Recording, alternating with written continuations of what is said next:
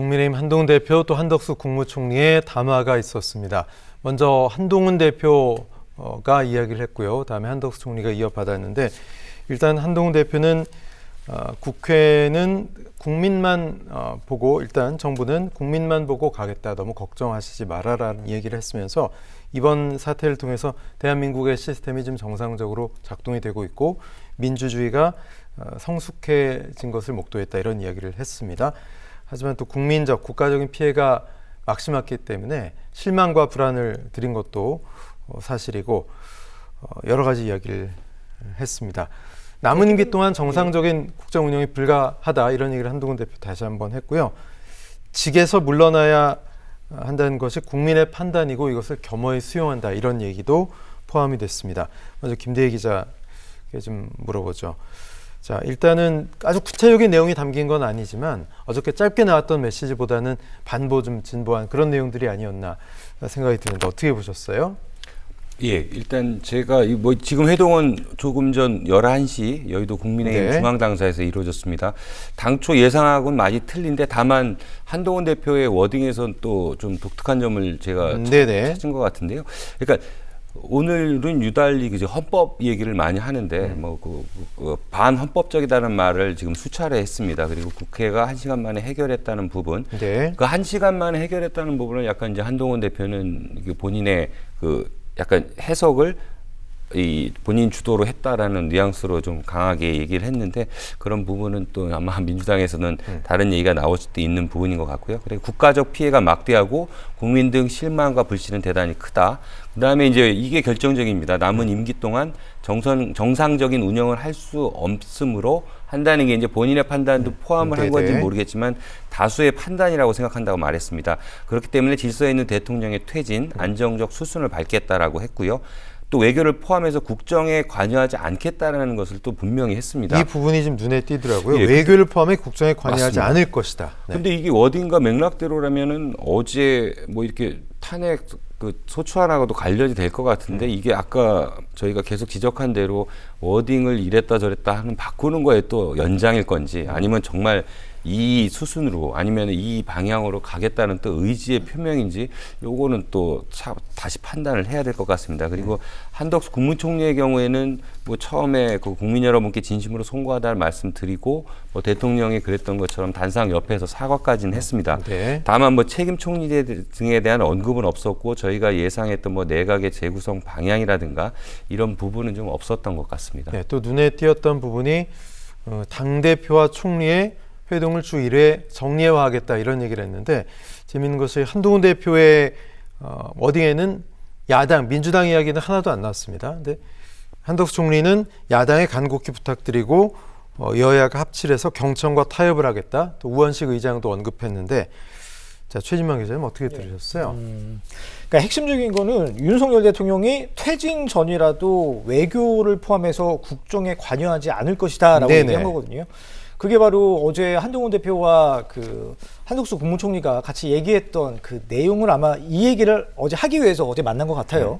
그리고 오늘 이거를 공식화했는데 앞서 말씀드렸듯이 그러니까 이손 후퇴 이런 책임 총리제 이런 것들이 과연 우리 헌법에 맞는 것이냐. 헌법학자들 사이에서는 되게 말이 많습니다. 이게 반헌법적이다라고 얘기하는 거죠. 그게 무슨 말이냐면 이 헌법상으로 보면 대통령이 있는 상황에서 이 대통령의 권한을 다른 사람에게 양도할 수 있는 어떤 헌법적인 조항이 없습니다. 그렇기 때문에 이게 대통령이 대국민 담화를 통해서 나의 권한을 우리 당에게 준다고 해서 그게 가능한 게 아니거든요. 그런 차원에서 어떤 이 법률적인 문제 계속 나올 것 같고요. 그리고 책임 총리라고 하는 거는 앞서서 말씀을 드리긴 했지만 민주화 이후에 노태우, 김영삼, 김대중 그 당시 대통령들은 대통령의 권한이 워낙 셌습니다. 그러다 보니 내각제 요소가 가미되어 있는 우리나라 국무총리가 하는 일이 거의 없었거든요. 유명무실했던 거죠. 그래서 이 총리가 어떠한 일부 부분에 대해서는 좀 그립감을 갖고 일을 추진해라. 그런 차원에서 내각 책임 총리제가 나왔기 때문에 이거는 대단히 정치적인 수사입니다.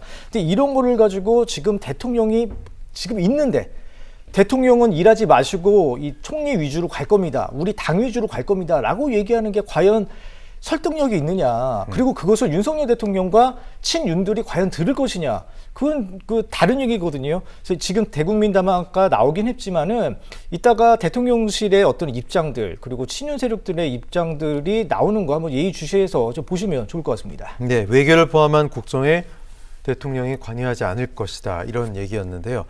자, 국민 피해를 좀 최소화하고 질서 있는 대통령 조기 퇴진으로 혼란을 최소 안정적으로 전국을 수습하겠다 이런 이야기를 했습니다. 자, 김대희 기자. 글쎄요. 지금 최진만 기자 이야기했듯이 헌법에 어떻게 명시되어 있지 않은 부분, 그건 책임 종리제 이런 것들이 가능할지 그리고 좀 흘러나왔던 이야기죠. 뭐 6개월 내에 시기를 못 박으면서 하야를 뭐 추진할 것이다 이런 얘기들은 전혀 나오질 않았어요. 나오지 않았습니다. 네. 그리고 지금 저희가 아까 뭐 비상계엄 2차 비상계엄 얘기도 했지만 그 책임 총리제가 되더라도 아니면 지금 가장 중요한 게 이제 국군 통수권 문제인데요. 국군 통수권 같은 경우에는 오늘 워딩상에서도 마찬가지고 이 직무가 정지되지 않는 이상에는 국무총리가 국군 통수권을 대신할 수는 없습니다. 이건 뭐 헌법에서 보장되는 거기 때문에 대통령의 또 고유 권한입니다. 그렇기 때문에 비상계엄 선포와 계엄군 동원의 여파가 이어지는 상황에서 이걸 뭐 일단락하는 워딩이 오늘 나왔다라고 해석하기 힘들 것 같고요. 그다음에 이제 권한 얘기에서 저희가 좀 자꾸 짚고 넘어가면 아까 말씀드린 것처럼 국군 통수권이 가장 핵심적이고 그다음에 조약 체결 비준권이라든가 법률안 거부권 그리고 외교사절 접수권이 있고 지금 이제 외교권을 아까 이제 대신하겠다 내지는 아니면 배제하겠다라는 부분을 얘기를 했는데 외교권이 차지하고 있는 그 범위가 굉장히 큽니다. 그동안 윤 대통령은 또 이게 가치 중심 외교라든가 글로벌 중추 국가론이라고 그래서 굉장히 외교를 강조를 해왔는데 이제 추동력이 급속히 상실할 것으로 우려가 되는 상황이고요. 핵심 동맹국 미국의 또 상황을 저희가 예의주시할 필요가 있습니다. 미국 같은 경우에는 앞서서 극히 이례적인 표현까지 써가면서 비상계엄에 대한 비판적 인식을 거의 가감없이 드러내고 있는데요. 한미동맹의 굳건함을 강조할 수 있는 뭐 안보 협의도 이미 연기가 되거나 보류된 상황입니다. 그리고 정상외교를 위해 예정됐던 해외 출장도 줄줄이 연기되거나 취소되고 있는 상황인데요. 이런 부분에 대한 게 지금 현재 담화에선 나오지 않아서 뭐 오후에 대통령실이든 아니면 한동훈 대표와 한덕수 총리의 그런 협의에서 좀 구체적인 안이 나와야 되지 않을까. 국민 혼란을 줄이는 게 가장 핵심이지 않습니까? 자, 국민들은 이 담화를 보고 어떤 생각을 하셨을지 모르겠는데 한동훈 대표가 일단은 윤 대통령이 직에서 물러나야 한다는 것이 국민 다수의 판단이고 겸허히 받아들인다 이런 얘기를 했거든요. 그럼 국민들은 아니 그게 국민의 뜻이면 왜 어제 겸허히 받아들이지 않았느냐 이렇게 분노하는 국민들도 있을 것 같습니다. 최 기자 어떻게 보십니까? 그러니까 참 저도 공감을 합니다. 지금 한동훈 대표가 워딩을 그대로 읽어드릴게요. 윤석열 대통령이 남은 임기 동안 정상적인 국정 운영을 할 수 없으므로 대통령직에서 물러나야 한다는 것이 국민 다수의 판단이라고 생각한다라고 얘기를 했습니다. 현안 파악은 잘 했습니다. 앵커가 말씀하셨듯이 이거는 탄핵을 하면 될 일이었거든요, 어제. 그런데도 불구하고 한동훈 대표가 탄핵이라는 말 자체를 안 한 건 배신자 프레임, 그게 정말로 큰 것 같아요. 그러니까 본인이 그 예전에 그러니까 2016년도 때 박근혜 대통령 탄핵 때 갑자기 의원 생각이 안 나는데 유승민 전 의원이죠. 유승민 전 의원 같은 경우에는 탄핵 어떤 그 배신자 프레임에 씌우다 보니까 지금까지도 좀 유명무실한 의원이 정치인이 됐거든요. 매번 어떤 잠룡 중에 하나로 꼽히긴 합니다만. 때마다 언급은 됩니다만. 뭐 대선 후보로도 나오긴 합니다만 무의미한 그런 득표수를 얻고 있고요. 힘을 못 쓰고 있습니다. 한마디로. 그게 한동훈 대표, 그러니까 대통령을 원하는 한동훈 대표 입장에서는 그게 너무 싫은 거죠. 그러니까 어떤 배신자 프레임이라는 것에 너무 매몰되다 보니까 탄핵이란 말조차도 하지 않고 직무정지라는 표현, 그리고 지금처럼 직에서 물러나야 된다라고 하는 거, 대단히 저는 정부 여당의 대표로서 공당으로서 좀 할 말은 아니라고 보고요. 좀 솔직해졌으면 좋겠다 이런 생각도 좀 듭니다. 네, 국회에서 국민들이 뽑은 대리헌법기관인 국회에서 투표에 따라서 탄핵이 되는 것은 맞지만 질서 있게 우리가 국민 뜻을 알겠으니까 잘 퇴진시킬 거야. 뭐 이렇게 국민들은 이해하실까요? 어떻게 보십니까? 그렇게 이해하지는 않을 것 같습니다. 지금 현재 워딩만 봤을 때는 네. 일단은 한덕수 총리의 워딩은 뭐 솔직히 얘기하면 뭐 알맹이는 다 빠지고 그냥 뭐 국정이라든가 기존에 뭐 오늘 국민을 위하겠고 예. 네, 국민만 보호하고 맞습니다. 네. 시간을 특별히 내서 뭐 이렇게 발표할 정도로 구체적인 뭐 알맹이는 다 빠졌다라고 생각을 하고요. 그러니까 지금 계속 반복되는 얘기지만 한동훈 대표의 워딩만 봤을 때는 솔직히 너무 셉니다. 세고 맥락만 보면은 이거는 뭐 내일이라도 바로 정지하고 아까 일임한다고 했으니까 한 대표 입장에서는 그럼 우리가 알아서 하겠다. 당신의 이제 이선으로 퇴진하라. 질서 있는 퇴진이라는 그게 좀 시간을 둘 거라고 생각을 했지만 오늘 워딩으로만 봤을 때는 아예 다음 주부터 하겠다라는 정도로 강력하게 돼 있습니다. 근데 이제 거기에서 그 안에 그 실질적으로 뭐 탄핵이라든가 또 탄핵에 대한 워딩도 없었고 그다음에 또 그 뭐 직무를 정지하겠다 외교에 관련된 거를 배제하겠다라고는 했지만 그 책임 총리제라든가 거국 중립 내각이라든가 어쨌든 대통령제 이외에 대통령이 그 직무가 좀 축소가 됐을 때 나올 수 있는 구체적인 방안이 나와야지 이게 약간 연동이 돼서 이어질 수 있을 거라고 생각하는데 오늘 발표된 내용으로만 봤을 때는 그냥 약간 좀 이거 뭐지? 라는 생각이 좀 듭니다. 네, 일단 글쎄요. 한동훈 대표는 아까 말씀드렸듯이 야당 이야기는 언급이 없었고 한 총리는 여러 가지 이야기를 하면서 야당에 간곡히 부탁드린다. 주요 예산안들 좀 처리해 줬으면 좋겠다. 그리고 우원식 의장 리더십을 언급하면서 여야 경청과 타협하겠다 이렇게 얘기를 했는데 글쎄 민주당 입장에서는 민주당이 원하는 것 또 야6당이 원하는 것은 탄핵 가결에 의한 탄핵 아니겠습니까? 과연 이 회견을 듣고 당장 뭐 앞으로 외교를 포함한 국정에 관여시키지 않을 것이다. 좀 어리둥절할 수도 있을 것 같습니다. 민주당 입장이 낼 거예요. 아마 조만간에. 네네. 근데 민주당 쪽에서는 황당하죠. 야6당은. 그럴 거면 어제 왜 탄핵 표결에 참석 안 했습니까? 라는 입장이 분명히 나올 거거든요. 네네. 대통령이 정상적으로 국정 운영할 수 없으니까 직에서 물러나야 된다. 아니 외교 포함해서 국정 관여하지 않을 것이다. 이거를 하기 위한 작업이 어제 탄핵 발의 아니었습니까? 탄핵 표결 아니었습니까? 거기에 대해서는 참석을 안 하고 동참을 안 하고 이렇게 얘기를 한다는 건 좀 어불성설이고요. 저는 지금 요 한동훈 대표의 워딩을 듣고선 국민 입장으로서 한번 제가 들어봤어요.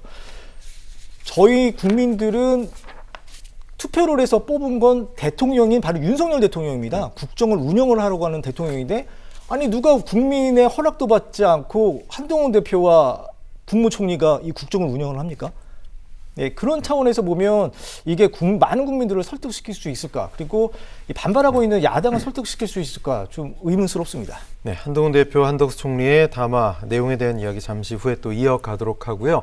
아까 잠시 언급을 했었죠. 비상계엄 사태를 수사하고 있는 검찰이 핵심 주동자 김용현 전 국방장관을 오늘 오전에 긴급 체포했습니다. 김 전 장관이 피의자 신분으로 출석해 조사를 받은 지 6시간 만인데요.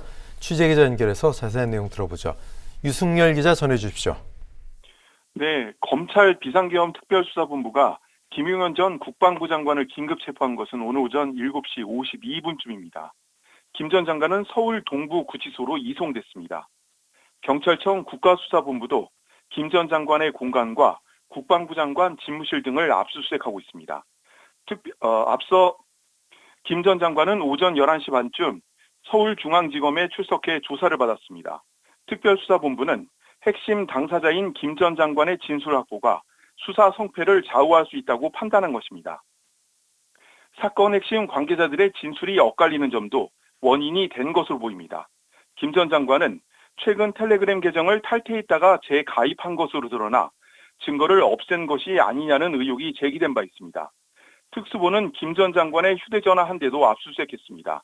포렌식 절차를 거쳐 메신저 대화 내용 등을 빠르게 복구할 것으로 보입니다. 김 전 장관은 윤석열 대통령의 충암고 1년 선배로 이번 비상계엄 선포를 건의하고 사실상 주도한 인물로 꼽히고 있습니다. 심야 조사가 이뤄진 만큼 오늘 추가 조사가 이뤄질지는 현재 불투명한 상황입니다. 특수부는 김 전 장관에 대한 구속영장을 청구할 방침입니다. 또 탄핵안 의결 여부와 상관없이 수사를 신속히 진행한다는 방침입니다. OBS 뉴스 유수결입니다.